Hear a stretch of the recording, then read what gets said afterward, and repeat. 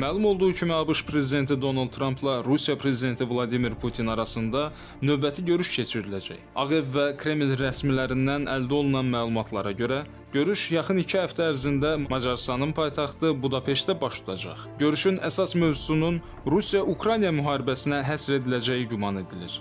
Bəs görüşdə başqa hansı mövzular müzakirə ediləcək? Tərəflər ümumiyyətlə görüşə necə hazırlaşıb və əllərində hansı dosyalarla gələcəklər? Düşünmürəm ki, Budapeştdə keçirilməsi planlaşdırılan ABŞ və Rusiya liderləri arasındakı görüş daha əvvəl Alyaskada baş tutan görüşdən mahiyyətcə fərqlənəcək və ya daha məhsuldar olacaq.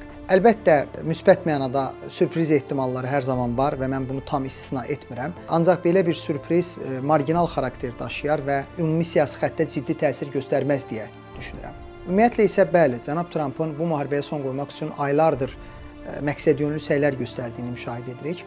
Hətta zənnimcə oktyabrın 17-sində Ukrayna prezidenti cənab Zelenski ilə görüşərkən 2 saatdan artıq davam edən danışıqlarda Tomahawk raketləri barədə razılığın əldə edilməməsi bu kontekstdə dəyərləndirilə bilər. Ehtimal ki, cənab Trump Budapeşt görüşündən müəyyən irəliləyiş gözlədiyi üçün sözügedən silahları Ukraynaya verməyə tələsmədi. Güman edirəm ki, Putin-Trump görüşündən sonra Ukrayna üçün strateji əhəmiyyət daşıyan bu silahlar yenidən müzakirə predmetinə çevriləcək.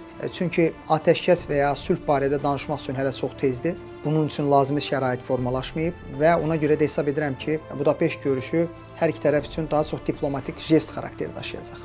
Qeyd edək ki, Trumpla Putin arasında görüşün təsdiqlənməsindən sonra dünya bazarlarında neftin qiyməti kəskin ucuzlaşıb. Bəs görüş baş tutduqdan sonra neftin aqibəti necə olacaq? Neft qiymətlərinin düşməsi bir tək Trump-Putin görüşməsi ilə əlaqəli deyil. Əslində onun təsirləri var, amma tək onunla əlaqəli deyil. Neft qiymətlərinin düşməsinə ən çox təsir edən amil OPEC Plus anlaşmasına daxil olan ölkələrin noyabrın 1-dən hasilatı artırmaqla bağlı planlarıdır. Onlar elan elədilər ki, hasilatı daha da artıracaqlar. Bu neft bazarına həmən təsir göstərdi və neftin ucuzlaşması davam etdi.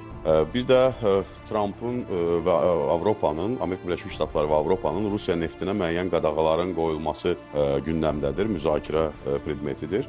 Nə qədər çox qadağa qoyulursa, Rusiya məcbur qalır boz yollarla öz neftini daha ucuz satır müxtəlif ölkələrə, əsasən də Hindistana və Çinə.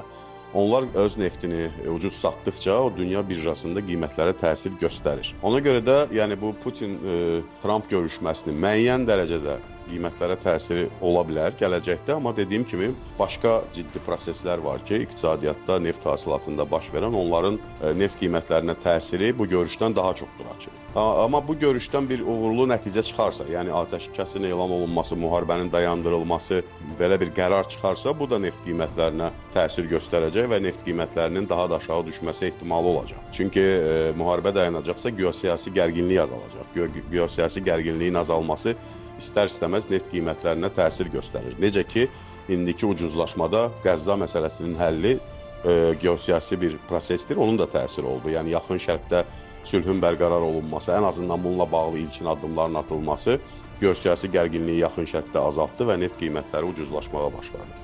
Eyni şey Ukrayna-Rusiya müharibəsi dayansa da baş verə bilər.